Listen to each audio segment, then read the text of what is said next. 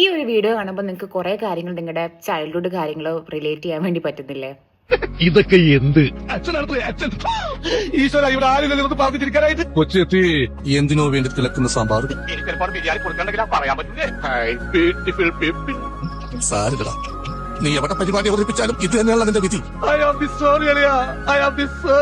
കള്ളവണ്ടി കയറാനുള്ള കാശ് പോലും എന്റെ കയ്യിലില്ല. ദൈവമേ, മൂക്കനെയാണല്ലോ ചോദ്യം. ഞാനൊരു ലുക്കില്ലെന്നേ ഉള്ളൂ, ഭയങ്കര ബുദ്ധിയാ.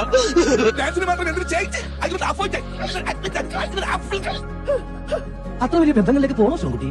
റേഷൻ കട മറന്ന് മണ്ണെന്ന് വാങ്ങണം.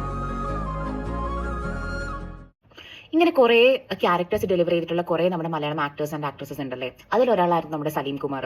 അൺഫോർച്യുനേറ്റ്ലി നമ്മുടെ മലയാളം ഇൻഡസ്ട്രി വിട്ട് പുള്ളിക്കാരൻ ഇന്നലെ no more in our Malayalam industry.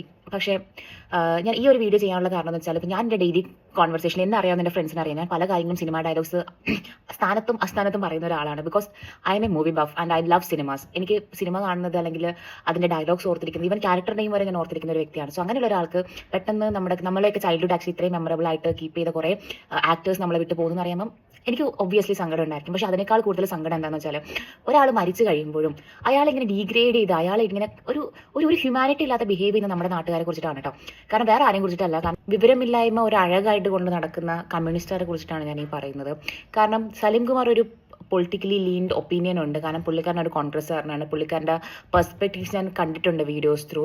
പക്ഷേ എനിക്ക് ഒരു സ്പെസിഫിക് പൊളിറ്റിക്കൽ വ്യൂ ഉള്ള ഒരു ആളല്ല ഞാൻ. Because I M aware that എന്താ പറയുക, വി ഡി സതീഷിനോ പിണറായി വിജയനോ ഒരു നരേന്ദ്രമോദിയോ എൻ്റെ വീട്ടുകാർക്ക് ചിലവിന് കൊടുക്കില്ല അല്ലെങ്കിൽ എനിക്ക് ചിലവിന് തരില്ല എന്നുള്ളത് എനിക്ക് നന്നായിട്ട് ഒരു ബോധ്യമുള്ള ഒരു കാര്യമാണ്.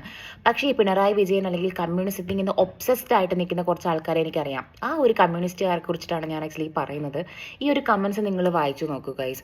ഒരാൾ മരിച്ചു കിടക്കുക അല്ലെങ്കിൽ ഒരാൾ അത്യാസന്ന നിലയിൽ ഹോസ്പിറ്റലിൽ അഡ്മിറ്റഡ് ആണെന്ന് കേൾക്കുമ്പോൾ ഒരാൾ പറയുന്ന കാര്യങ്ങളാണ്, പിണറായി അങ്ങനെ പറഞ്ഞില്ലേ, നീ മരിക്ക്, നീ അങ്ങനെയാണ്, നീ ഇങ്ങനെയാണ്, നീ വി ഡി സതീശൻ എന്താ പറയുക, നിന്നെ രക്ഷിച്ചോളൂ, എന്തൊക്കെ വിവരമില്ലായ്മയാണ് ഈ നാറുകൾ പറയുന്നതെന്ന് വെച്ചാൽ അവർക്കേ അറിയില്ല. പിന്നെ എങ്ങനെയാണ് നാട്ടുകാർക്ക് മനസ്സിലാവുന്നത്? സോ നമ്മുടെ വീട്ടുകാർക്ക് അല്ലെങ്കിൽ നമുക്ക് അറിയാവുന്ന ആർക്കെങ്കിലും ഇങ്ങനെ ഒരു സിറ്റുവേഷൻ ഉണ്ടാകുന്ന സമയത്ത് ഇമാതിരി കമൻസ് കാണുമ്പം ഇങ്ങനെ കാട്ടവരാതം കാണുമ്പോൾ നമുക്ക് എങ്ങനെയായിരിക്കും ഫീൽ ചെയ്യുന്നത്? സോ ആ ഒരു വീട്ടുകാരുടെ അവസ്ഥ ഒന്ന് ആലോചിച്ച് നോക്ക്. സോ ഒരു ഹ്യൂമാനിറ്റി ഇല്ലാത്ത ഈ നാറികളെ കൊണ്ട് നാട്ടുകാർക്ക് ഒരു ഉപകാരമില്ല, വീട്ടുകാർക്ക് ഒരു ഉപകാരം ഇല്ലാത്തൊരവസ്ഥയിലോട്ടാണ് പൊയ്ക്കൊണ്ടിരിക്കുന്നത്. കാരണം പണ്ട് ആൾക്കാർ പറയുമായിരുന്നു കമ്മ്യൂണിസ്റ്റുകാരെ കിടന്നിങ്ങനെ മെഴുകാൻ വേണ്ടിയിട്ട് മിടുക്കന്മാരാണെന്നുള്ളത്. സോ അത് ഡേ ബൈ ഡേ